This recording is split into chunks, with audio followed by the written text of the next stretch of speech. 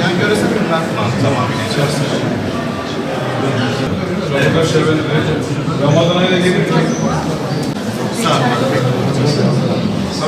Şu bizim parça. O şekilde sarf. Aynen. Sadece rengini görüyorum. Geçin yani Bugün bu toplantıda Topraktan Sofraya Şeker Pancarı'nın Zerafeti adı altında bizim gastronomi bölümümüzün yapmış olduğu bir etkinlik var. Bu etkinlikte gastronomi bölümündeki öğrenciler 20'ye yakın şeker pancarından yapılma fakat herhangi bir şeker katkısı olmayan sadece şeker pancarı kullanarak yapılan ürün var. Bugün bu amaçla toplandık, bir araya geldik. Bu etkinlik Ağrı İbrahim Üniversitesi ile Ağrı Şeker Fabrikası'nın ortaklaşa düzenlediği bir etkinliktir.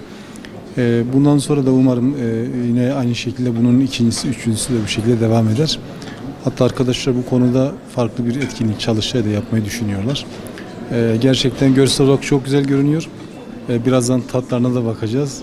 İnşallah tatları da görseli kadar güzeldir. Bölgede şeker pancarı tabii işlenmiş rafine halde şeker olarak kullanılır. Halk arasında sadece közlenmiş şeker zaman zaman tüketilir. O da tabii son zamanlarda tandırlar kalmayınca fırınlarda çok fazla rağbet görmüyor.